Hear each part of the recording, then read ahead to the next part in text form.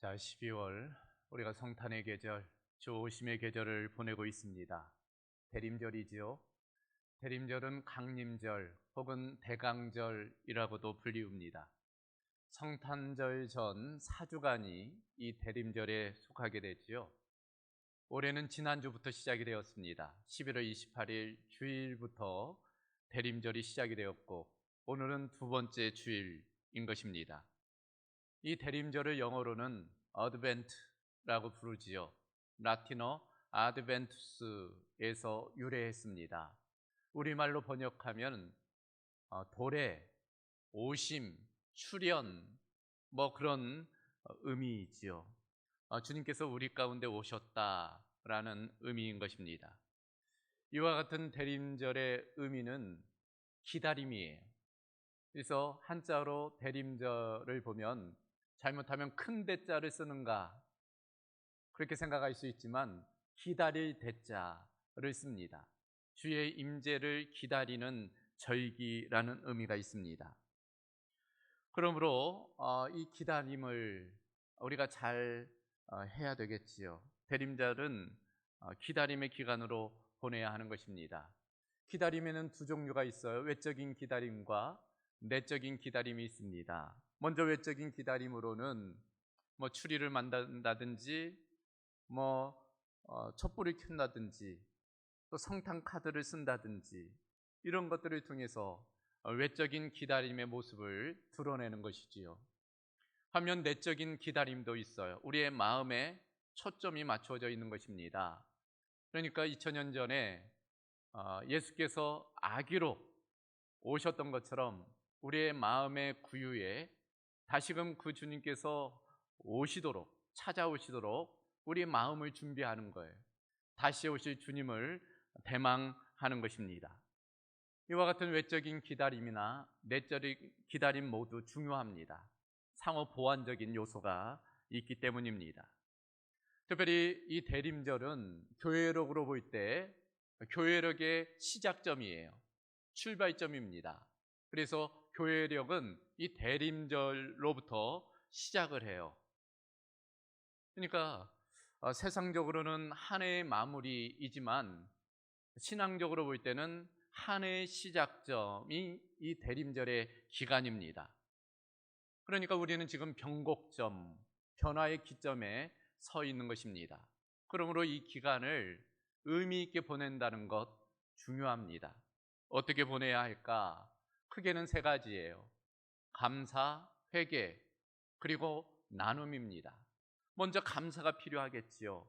예수님께서 우리를 위해 이 땅에 오셨기 때문에 또 한 해를 마무리하는 이 시점에 한 해를 돌이켜보며 감사할 것을 감사하는 것 필요합니다. 더불어 회개가 있어야 되겠지요. 주님의 말씀대로 따라 살지 아니한 것들이 있다면 돌이키는 것, 회개하는 기회로 삼는 것입니다.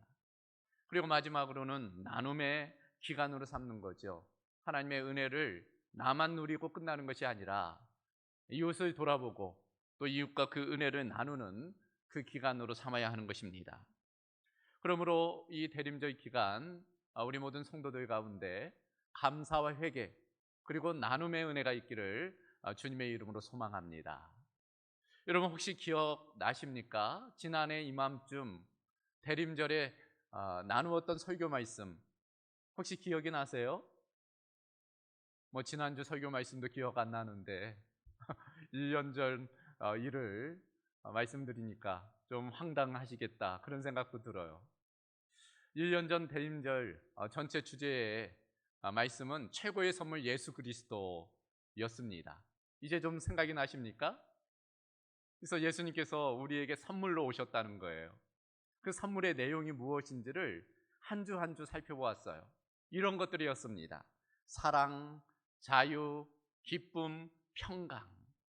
예수님이 이 땅에 오신 의미예요. 우리에게 주신 가치입니다. 그런 것들을 우리가 한 주 한 주 살펴보았습니다. 올해도 대림절을 맞아 선물이라는 주제로 말씀을 나누려고 그래요. 예수님께 드리는 선물입니다. 그러니까 같은 선물이지만 좀 관점이 다르지요. 작년에는 예수님께서 우리에게 선물로 오셨다는 의미이고, 올해는 그 예수님께 우리가 선물을 드려야 된다라는 측면인 것입니다. 그리고 성탄은 예수님의 생일이잖아요. 예수님이 이 땅에서 태어나신 그 날입니다. 생일을 맞으면 어떻게 해요? 생일 맞은 사람을 축하하면서 아주 좋은 선물 준비해서 드리잖아요. 마찬가지입니다.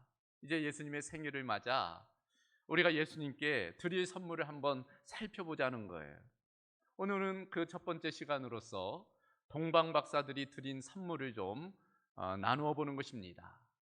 동방 박사들이 무엇을 예수님께 드렸을까?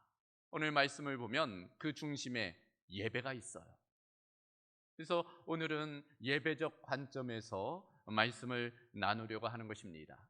실제로 오늘 본문을 보면 동방 박사들이 예수님을 찾아온 이유가 1절과 2절에 이렇게 되어져 있어요. 헤로드 왕 때 예수께서 유대 베들레헴에서 나심에 동방으로부터 박사들이 예루살렘에 이르러 말하되 유대인의 왕으로 나신 이가 어디 계시냐?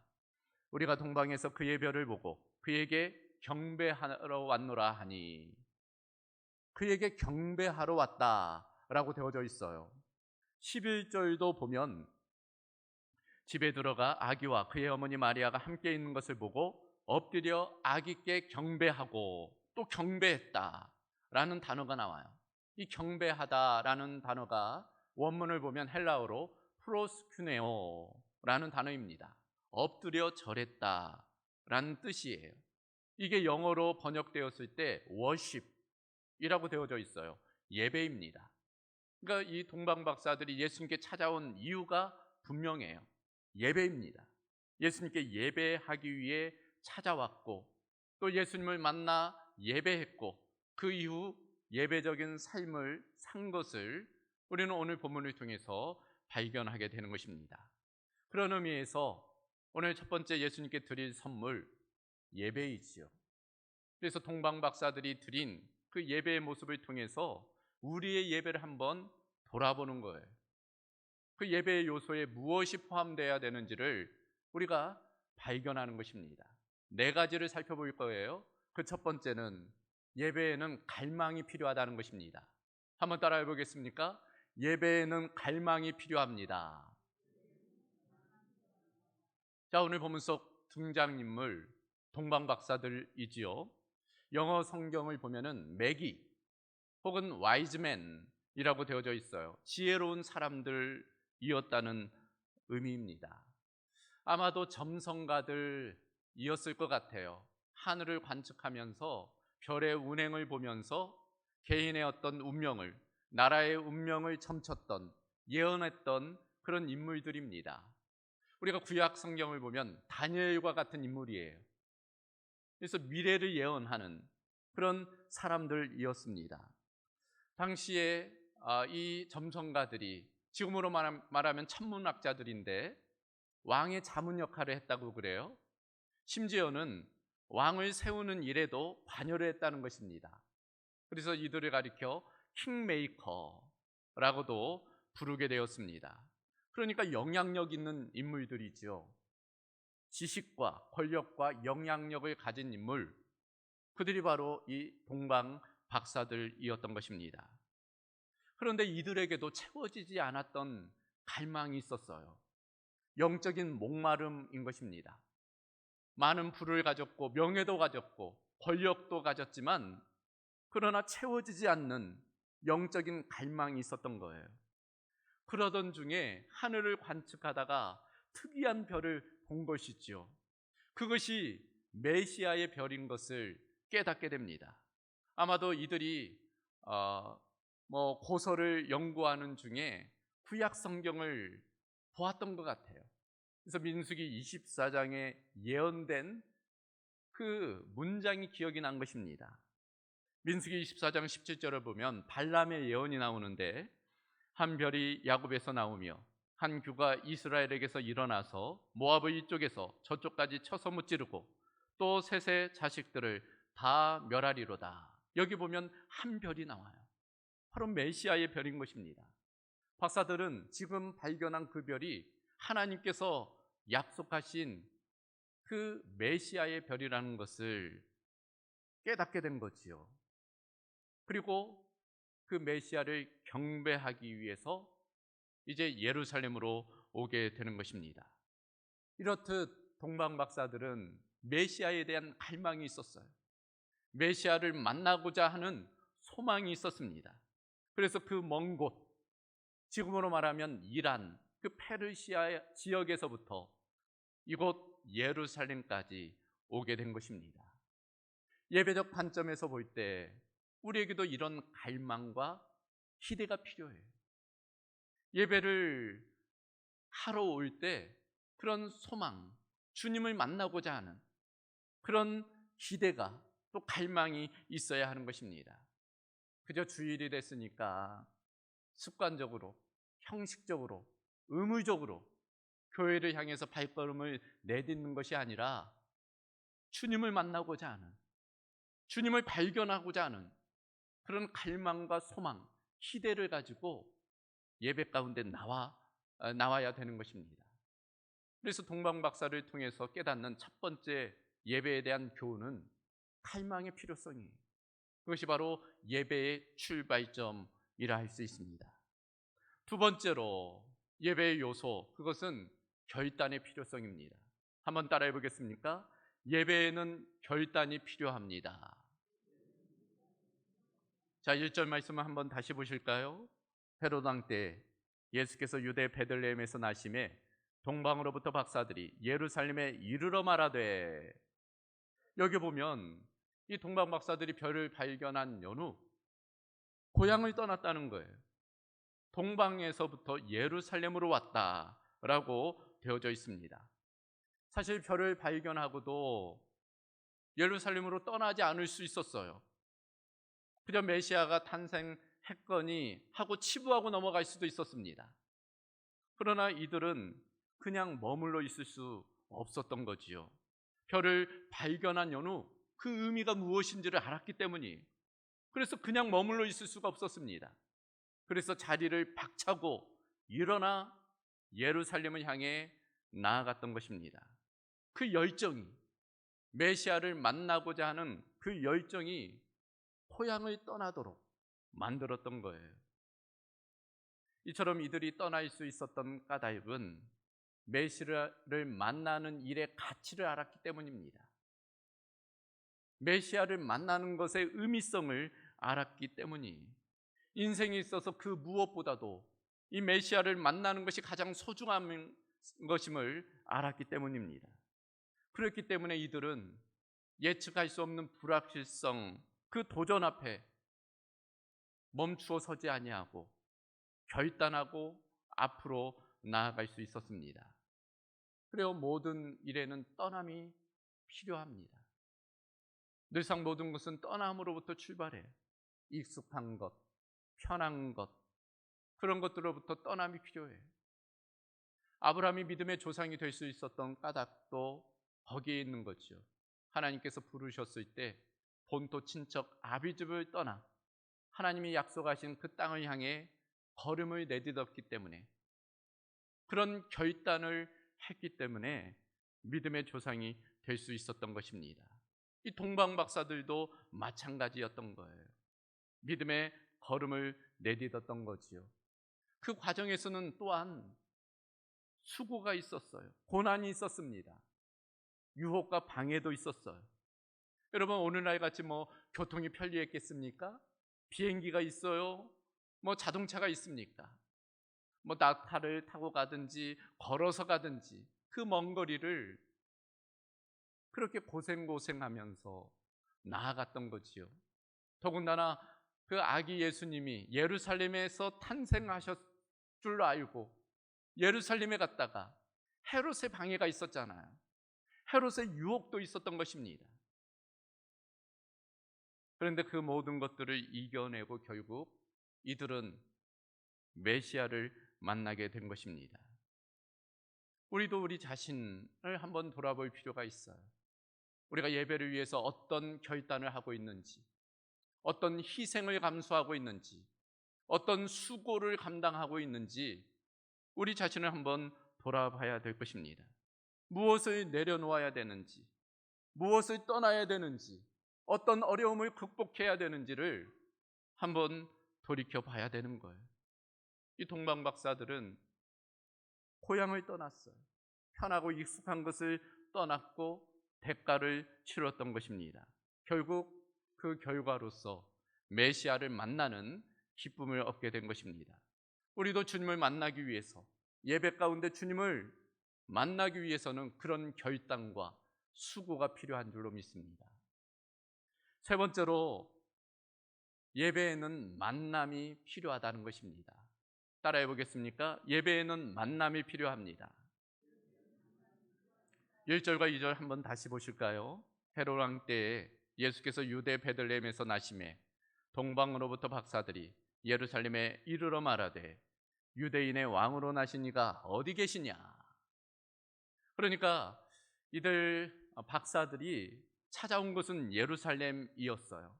아마도 예루살렘 거리를 지나다니며 사람들에게 물었을 것 같아요. 유대인의 왕으로 나신 이가 어디 계십니까? 어디서 태어나셨습니까? 근데 사람들마다 묵묵부답이에요. 알 수가 없는 것입니다. 그 아기 예수님이 태어났다는 사실조차 알지 못하는 거예요. 아마도 박사들은 깜짝 놀랐을 거예요. 자신들은 그 머나먼 동방에서부터 그 아기 예수님을 만나기 위해 이곳 예루살렘까지 찾아왔는데 정작 그곳 사람들은 예수님이 태어난 것조차도 알고 있지 못한다는 것으로 인해 적지 않이 놀랐을 것입니다. 이것이 신앙적 역설이에요. 아이러니입니다. 사실 이스라엘 백성들 수백 년 동안 메시아를 기다렸잖아요. 메시아를 대망했습니다. 구약의 많은 예언자들이, 이사야가, 스가랴가 그 예수님의 탄생을 예고했지요. 그들은 알고 있었어요. 지금 이 시점에 메시아가 탄생할 것을 알고 있었습니다. 그럼에도 불구하고 정작 아기 예수님이 메시아가 탄생했음에도 그들은 그것을 알지 못했다는 것입니다. 오히려 예루살렘에는 침묵과 정적만 흐른 거예요. 우리는 이것을 이렇게 생각해 볼 수 있습니다. 예배적 관점에서 보면 우리가 물리적으로 하나님과 가까이 있다고 해서 정말 하나님과의 관계가 가까운가? 하나님을 만나고 있는가? 그걸 한번 돌이켜 봐야 되는 것입니다. 우리가 예배당이라는 공간에 들어와 있지만 주일 예배를 통해서 지금 주님을 예배한다고 하고 있지만 정작 주님을 만나고 있는가? 우리 자신을 한번 돌아봐야 되는 것입니다. 마치 예루살렘 많은 사람들이 오히려 주님의 탄생의 소식을 모르고 있는 것처럼 우리 가운데 임재하신 그 주님의 임재를 우리가 경험하지 못하고 깨닫지 못하고 그냥 왔다가 돌아가는 것은 아닌가? 우리 자신을 한번 생각해 봐야 되는 것입니다. 이런 어이없는 상황에서 박사들도 회의가 들을 수 있었어요. 의심이 들 수 있었습니다. 아니, 내가 발견한 저 메시아의 별이 참된 메시아의 별이 아닐 수도 있겠구나. 그런 생각을 가질 수도 있었습니다. 그러나 그들은 동요하지 않았어요. 그 의심을 이겨낸 것입니다. 별을 뒤쫓는 것을 멈추지 않아요. 결국 우여곡절 끝에 동방 박사들은 베들레헴에 당도하게 되지요. 그리고 예수님을 만나게 됩니다. 11절 말씀을 보면 집에 들어가 아기와 그의 어머니 마리아가 함께 있는 것을 보았다 말씀하고 있어요. 지금까지는 별을 따라왔잖아요. 그런데 이제는 메시아를 직접 보게 된 것입니다. 하나님이신 아기이신 하나님을 만나게 된 거예요. 이때 그들의 마음이 어땠을까요? 기쁨이 넘쳤을 것입니다. 그럴 만도 한 것이 10절을 보면 그들이 별을 보고 매우 크게 기뻐하였다. 별을 보고도 그렇게 기뻐했다면 그 별이 가리키는 예수님을 만났으니 그 기쁨이 어떠했을지 우리는 유추해 볼 수 있는 것입니다. 여러분, 우리도 마찬가지예요. 예배에는 만남이 필요합니다. 주님과의 만남이 필요해요. 그런데 그 주님과의 만남의 과정에는 때로 회의도 들고 의심도 들고 방해도 있다는 것, 우리가 알아야 되는 거예요. 그러나 그런 과정 중에 포기하지 않고 끝까지 예배의 중심으로 나아가게 되면 결국 주님을 만나는 그 만남의 기쁨이 있다는 것입니다. 이후로 일이 어떻게 진행되었을까요? 그들은 아기께 엎드려 경배하지요. 이 경배를 통해서 생명의 창조주 되시는 하나님을 만나는 위대한 경험 속으로 들어가게 됩니다.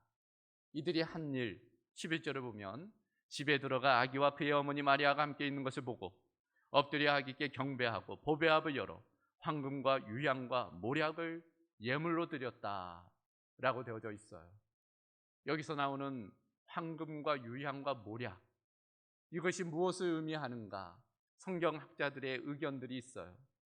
그러나 그게 중요한 게 아닙니다. 그것이 무엇을 의미하든 의미하지 않든 정말 중요한 것은 그들이 자신이 드릴 수 있는 가장 좋은 것을 주님께 드렸다는 거예요.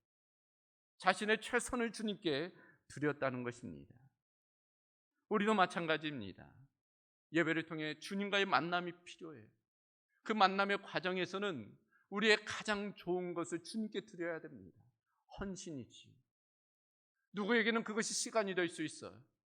누구에게는 그것이 물질이 될 수 있습니다. 누구에게는 그것이 섬김이 될 수 있어요. 그것이 무엇이든 관계없이 내가 드릴 수 있는 최선을 주님께 드리면 그것이 주님이 기뻐하시는 가장 최상의 예배가 되는 것입니다. 주님은 먼저 우리에게 선물로 이 땅에 오셨어요.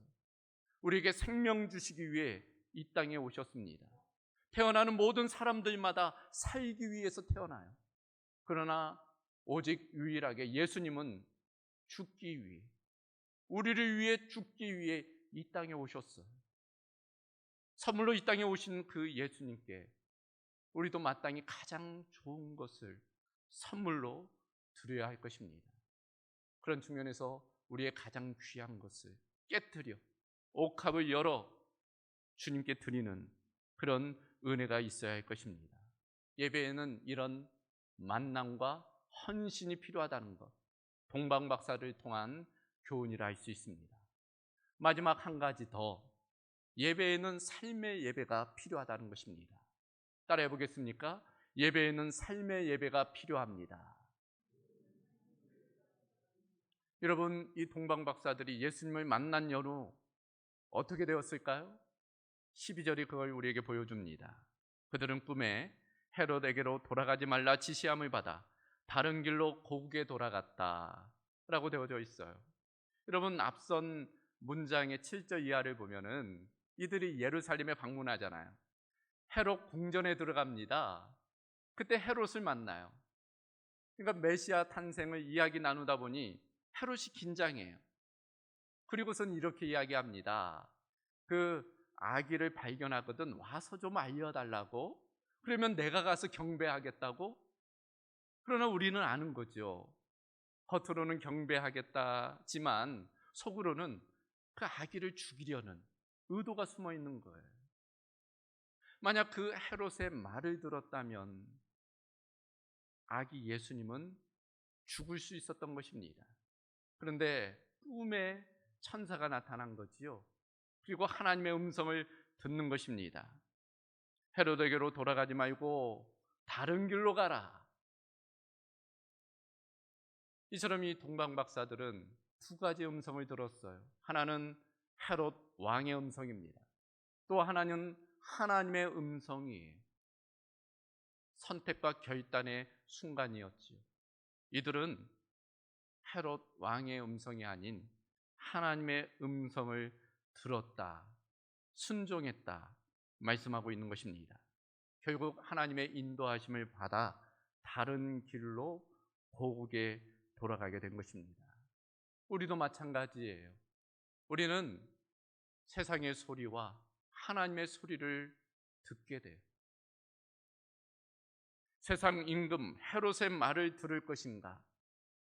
아니면 온 우주 만물을 창조하신 왕 중의 왕이신 하나님의 음성을 들을 것인가? 날마다 우리는 선택의 기로에 서 있습니다. 결단의 필요성이 그 하나님의 음성을 듣고 순종하는 결단이 필요한 것입니다. 가끔씩 그런 분들이 계세요. 하나님의 뜻을 모르겠다고, 하나님의 음성이 들리지 않는다고. 왜 그럴까요? 저는 그런 생각을 해보았습니다. 혹시 들으려 하지 않기 때문에 하나님의 음성이 들리지 않는 것 아닌가? 이미 순종하지 않으려 하기 때문에 하나님께서 말씀하지 않으신 것 아닌가? 듣지도 않고 순종도 하지 않으려 하는데 누가 입 아프게 이야기하겠어요? 우리 편에서 들으려는, 순종하려는 태도가 있을 때 하나님께서 말씀하시는 거죠. 아니, 이미 하나님께서는 우리에게 말씀하고 계세요. 우리가 듣지 않기 때문인 것입니다. 이처럼 예배에서 주님을 만나고 매 순간 그 하나님의 인도하심 받고 순종하는 삶이 필요합니다. 여러분, 예배는 주일 1시간, 이 예배당에서의 예배가 전부가 아니에요. 우리의 매 시간, 매 공간이 예배의 현장이에요. 결국 예배와 삶은 분리되지 않습니다. 예배와 삶은 하나예요. 예배가 삶이 되어야 하고 삶이 예배가 되어야 합니다. 즉 예배적인 삶을 살아야 돼요. 주일 1시간만 예배하는 것이 아니라 우리의 매일의 일상이 예배의 삶이 되어야 하는 것입니다. 그런 측면에서 매 순간이 예배적인 삶이 되어야 할 것입니다. 주님이 찾으시는 한 사람의 예배자로 살아가는 저와 여러분이 되어야 할 것입니다.